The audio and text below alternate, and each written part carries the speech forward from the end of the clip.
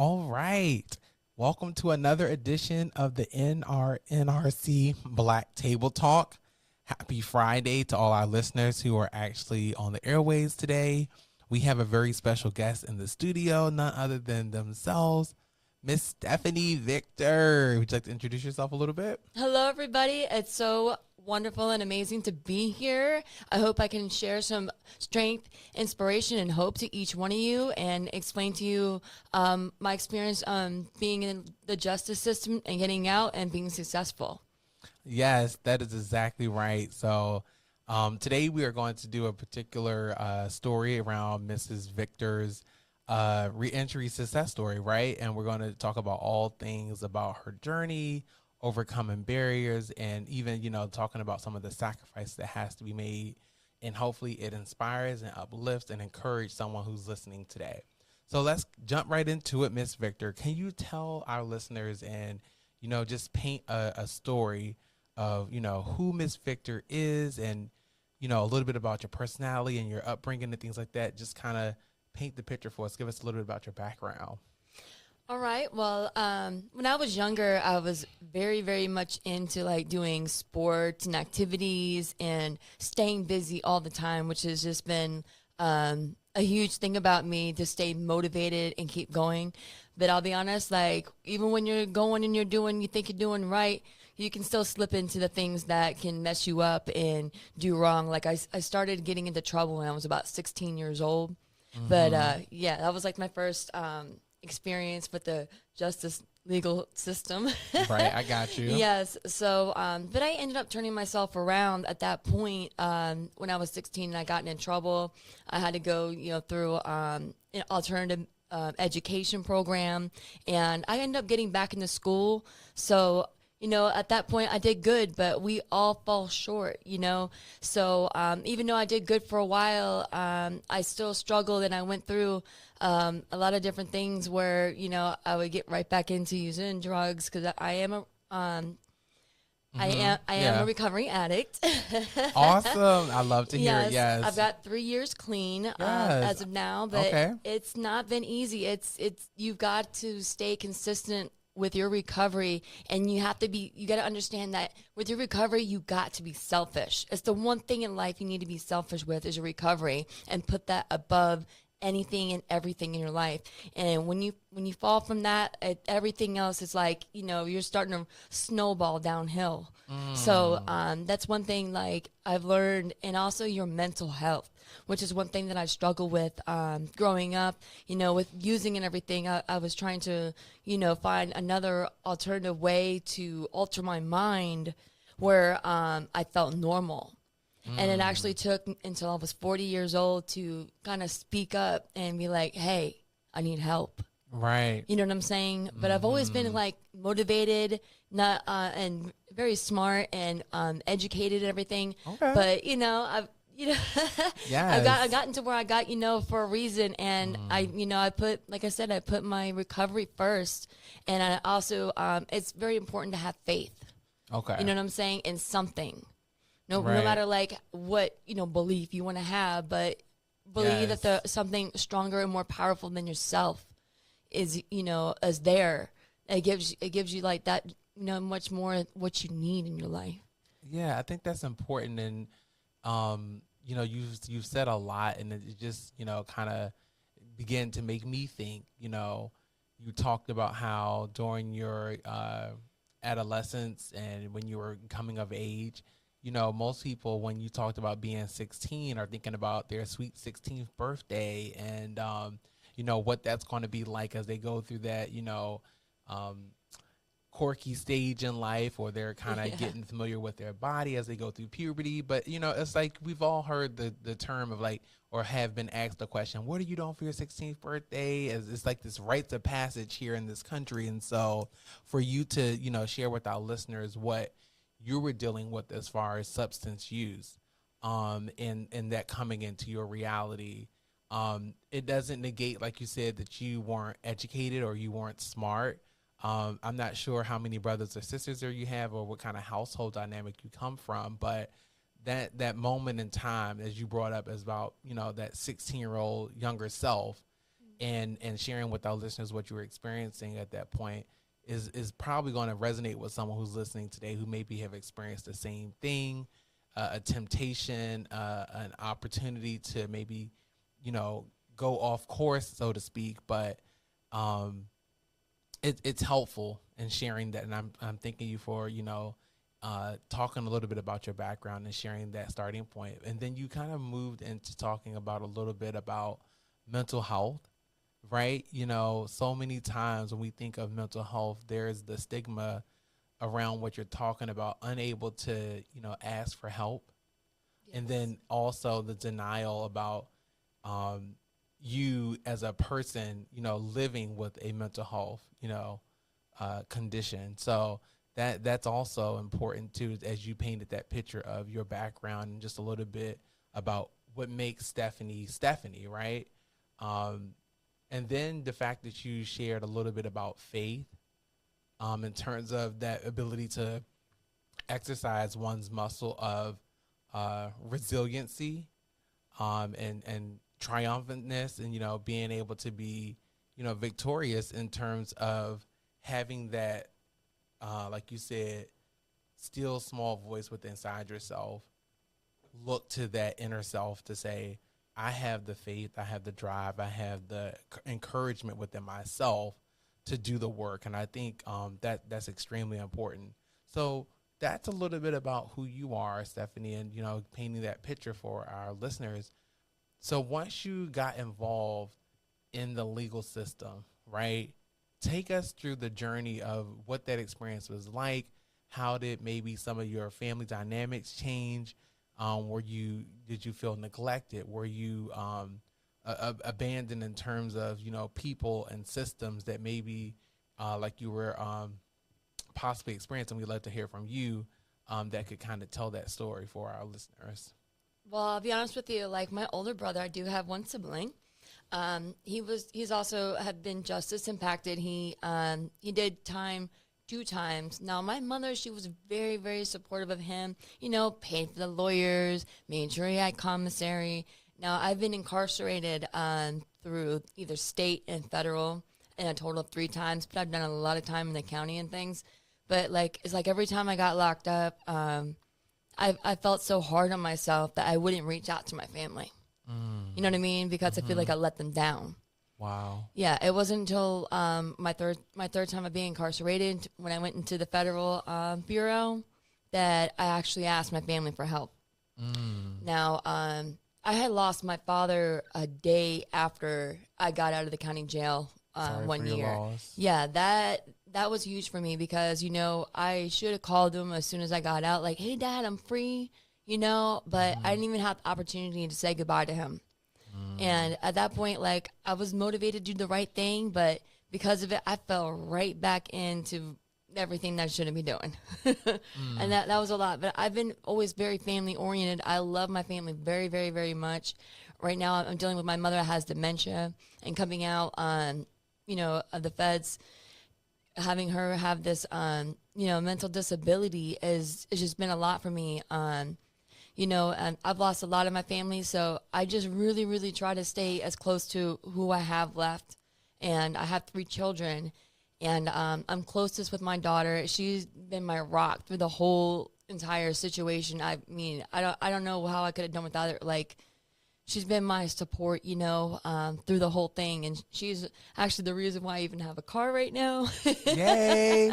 Yay. Yes. She made sure I had a phone when I got out and everything, because I really, really worked hard to try to get myself right this time, with dealing with my mental health, my substance abuse. Because I'll tell you, when I was locked up this last time, I actually hit my knees, and I was like, God, don't just throw me back into the system. Right. And I don't want to just do time. I said, I want to change. I need a program. I need something different, because I never did a drug program in my entire life.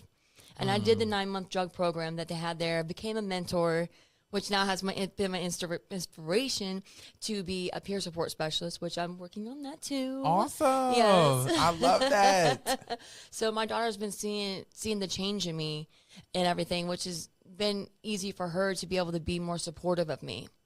But there's just no way that I could possibly let her down again at all. So my family dynamics, and my brother, he was been very supportive of me and everything too.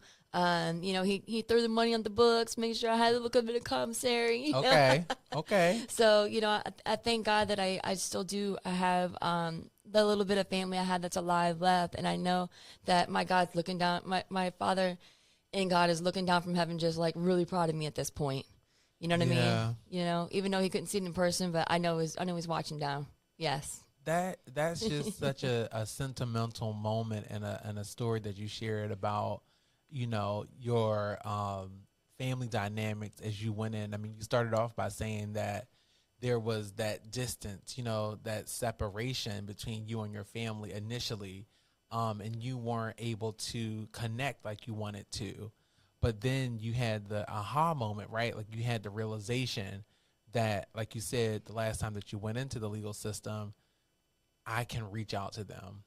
They're going to, was it forgiveness that you came to the realization of, or did you forgive yourself as far as, being able to make that connection? Forgiving myself, which can be like one of the most hardest things possibly to do. It's a lot easier to forgive everybody else than forgiving yourself. It takes like an inner state of consciousness, like digging really, really deep to do that. You know what I'm saying? Right. And so it's the fact that you realize that you did the work to reach out to that family member, to reach out to your surviving family members, and it motivated you to say, I've acknowledged, how I got here in this legal system, but this isn't the defining factor of who Miss Victor will become and where you were headed at that point of realization, right? So many times I think our brothers and sisters who are involved in the legal system don't have that connection with their family, right? Whether it's in-person visit, which is one of the hardest things to do, depending on the distance from that family member to where their loved one is being housed at, right? So that being a part of your story and being a part of your journey, I think is just going to actually, resonate with someone and highlight the importance of, building that relationship again with your family. It's lovely. Like you said, you said a son and a daughter? Yes, I have an older daughter and I have two younger sons. Yes, but I'm tightest with my older daughter because she's the only one that's here. And my oldest son, who's 17, he's in Texas.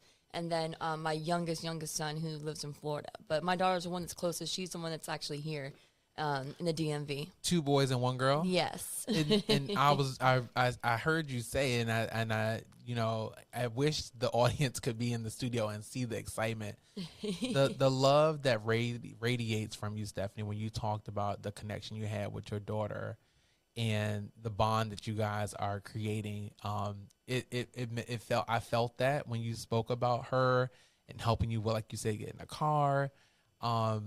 These are the things that we need in this reentry space, in this reentry community, because sometimes we go it alone, right? Not only are we alone in the legal system, but then we come out and we really do want community. We really do want to reconnect. And the fact that we can start there with our family is just a beautiful thing. So that love story that you and your daughter share now is a really, really beautiful thing. Thank you so much. And not only did she get me a car, I got a brand new 2024 Nissan Sentra. 7 miles right off the lot. Okay. Yes, that part. So now, so talking about, post legal system experience, right?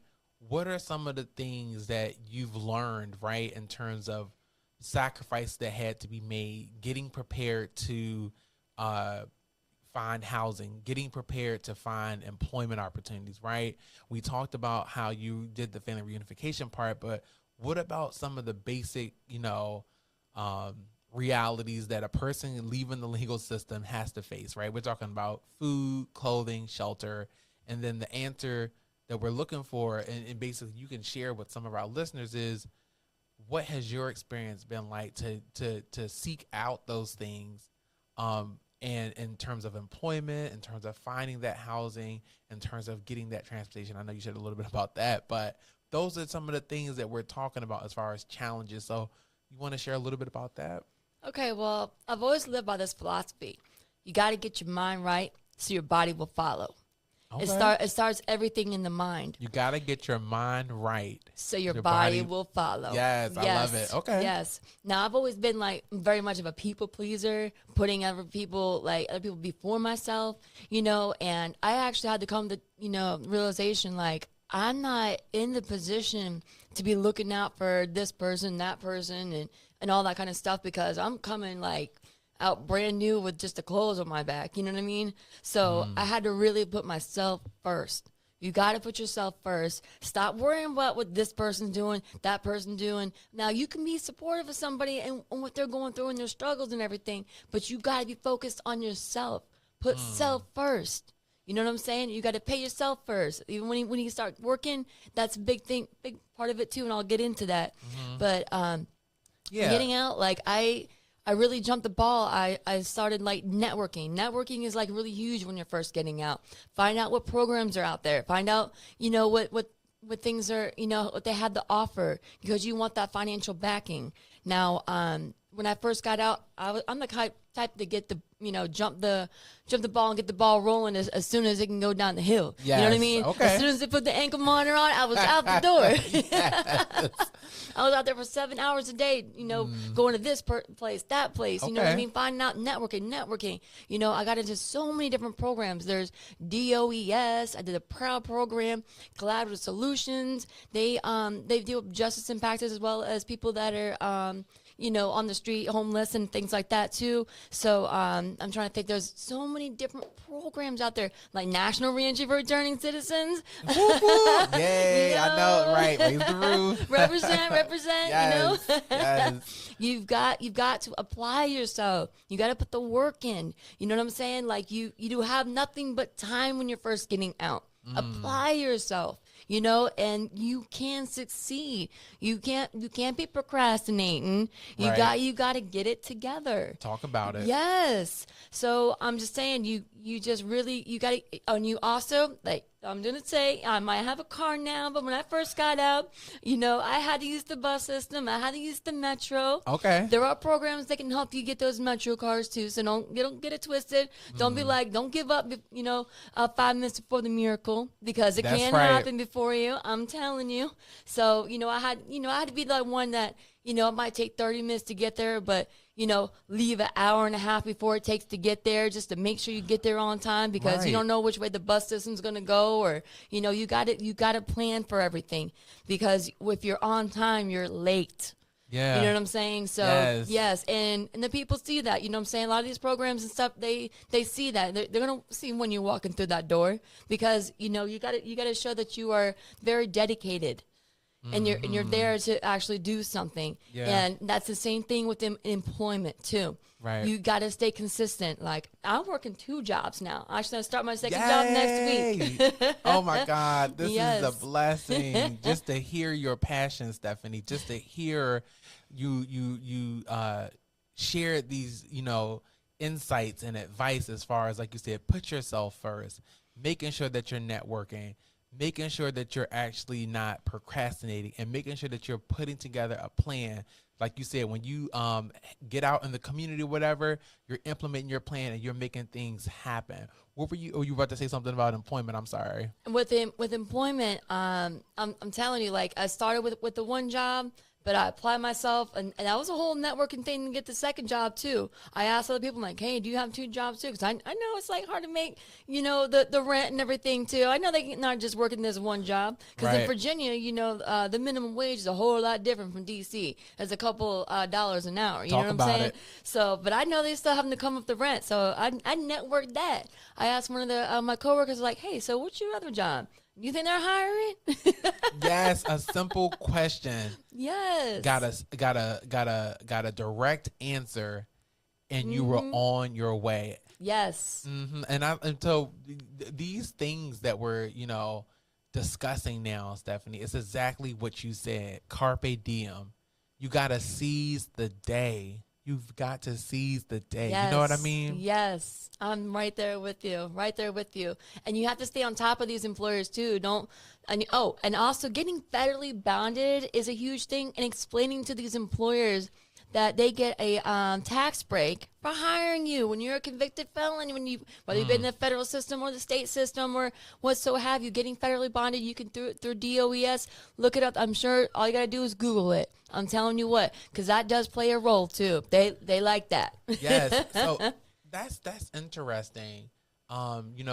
There's an incentive for organizations that hire, justice impacted individuals. They get a tax break, right? What a great thing.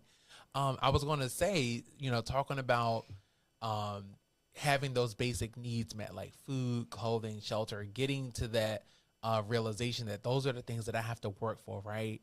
Those are the things that I'm going to have to prioritize, right? I got to put myself first. I got to get up every day and reflect on that, because it's up to you. No one's coming to save you, like you're talking about, Ms. Victor, like putting yourself first. And when you put yourself first, you can show up to that interview prepared. Like you said, don't procrastinate. Ms. Right. Victor is dropping knowledge on us today, talking about her lived experience coming home from the legal system and turning her life completely around. But she was talking about how she did it by putting one foot in front of the other each day, taking that next step, and then taking the next step, and then taking the next step.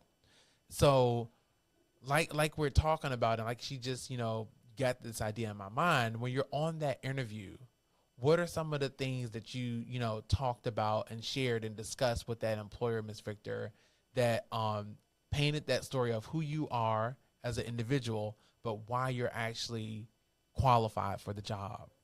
Well, I'll tell you what's interesting.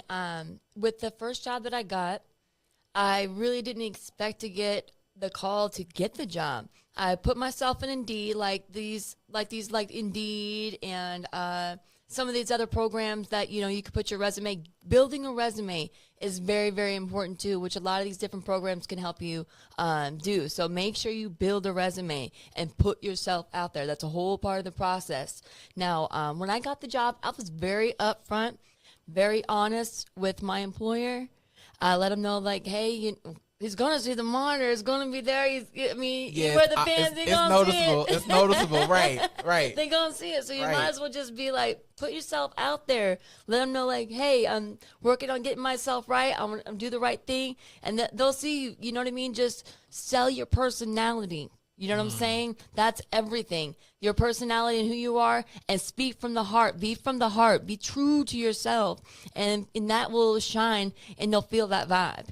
You know what I'm saying? And also, it's very important when you're doing that interview, ask questions. Get them to talk about themselves. Ask like, hey, where do you see me in 5 years? You know what I'm saying? Act like you know what I mean? Don't just act like that you are actually like wanting to progress in the company, like you're there to stay. You know what I'm saying? So, it's very important, because we know we're all eager to get that money. So put your best foot forward. Yes. I like what you just said as far as asking questions, guys and girls who are listening today. That is a huge benefit to an employer when someone's asking about, like you said, Ms. Victor, where do you see me in the next 5 years in this organization? Because like you said, you're showing interest in the work that you're going to be doing. And you're also indicating that I have the longevity, I have the bandwidth to be here with this organization the day after tomorrow and the day after that, and so on and so forth. That is a huge, huge, huge hurdle that a lot of us who know to do that, right? We know that we want the job, like you said, initially just because you need the income. But we also need the job because we want to make the impact. We believe in the mission of the organization. We understand their values, right? Yes. And when we walked into that door that day and we sat down like you were talking about and went on that job interview, you spoke from the heart. Yes. How important is that to all of us who are, involved in this legal system, who may have experienced trauma, who may be recovering from substance use, who may be trying to reunite with our family, who may even have to pay back some type of restitution to the system, and then that limits us being able to get, our driver's license or something like that from the state because you have this restitution. You can't get services from the government, like getting an ID for your driver's license. Mm-hmm. So we are all thinking about how our lived experience post the legal system has been about us not giving up, right? Has been about individuals like you, Miss Victor, as you talked about being resilient. So where do we go from here, right? Like, where do we go once we actually have talked about our barriers, have talked about these challenges, have talked about what we can and can't do as far as, one, giving up on ourselves? How do we, now what we're going to ask about is that this advocacy component, right? What can we do as brothers and sisters who've been just impacted to advocate on behalf of us breaking these cycles? We got to be supportive of each other. We all live through the same struggle. And everybody has gone through like their past experience to get to that point, but we both felt that heartache, that pain, that emotional feelings, everything. We've got to keep each other close and together. Reach out, even just like that simple, even if you're not like passing along information, just reach out to somebody, send a text like, hey, how are you doing? Where are you at? You know what I'm saying? Not, you don't have, if you're not in a position to help, but just like that simple initial, like, when we're locked up and we get that letter in the mail, it's everything to get that mail, you know what I mean? Or that email, or, you know what I mean? That message, and as everything in the message, you know what I'm saying? Just like knowing that, somebody's there and they care about you. We got to be there for each other. And I also encourage any and everybody out there to stay working on your education, because I'm also like on top of juggling these jobs. UDC's got a lot of different programs. Like I'm doing business startup entrepreneurship. Awesome. Yes. So I'm staying on top of the ball with keeping my brain going. You know what I'm saying? You said the name of the program is Business Entrepreneurship at the University of District of Columbia? Yeah, business startup entrepreneurship. When do you start class? Actually, next week. You're starting this fall 2024? Actually, next week. Yes, next week. Oh, my God. Yes, I just got enrolled, and Collaborative Solutions was actually like who is paying for the whole thing, give me the laptop, everything. So it's like a 6-month-long class. I got to do like 7.5 hours a week. And I figure like, make sure you're not overloading yourself. Like, I got this one job, I'm starting this next job, and I'm doing this, but like, you got to have a balance. Yeah. You know what I'm saying? You got to keep the balance in there. And especially if you suffered from substance abuse, making sure you're hitting those meetings too. There's plenty of meetings on Zoom. You don't have to do an in-person meeting. They got hour-long Zoom meetings for NA and AA and things like that. You just go to na.org.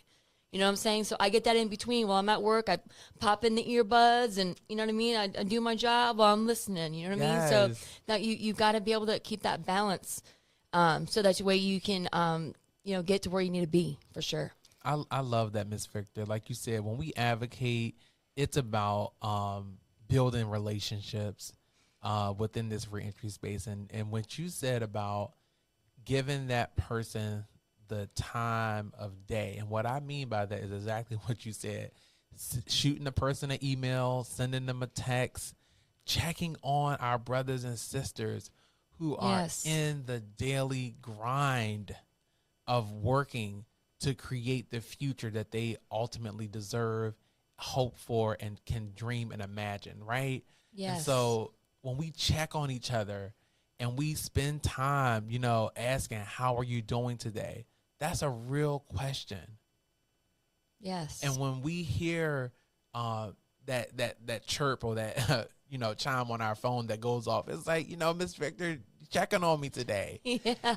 And your iron sharpens iron, and you're encouraging someone not to give up, because we're not going back. There's no giving up and throwing in the towel. No, not today. So that's a good point to be made, and it's not to be made light of. The work that we do around helping each other out and building community is very important. I think you mentioned education as well. So you were talking about, continuing education opportunities for those who have been justice impacted is just as important. It's a beautiful theme, Ms. Victor, that you shared about finding that pathway forward. And education is one of the ways that we do that, by investing in ourselves. Yep. And then the next thing that you were talking about, and I think this is such a good thing as far as, helping people in this journey to overcoming these barriers to reentry, finding that balance. You know what I mean? You can't stress that enough, Ms. Victor. You're right. We got to find that balance.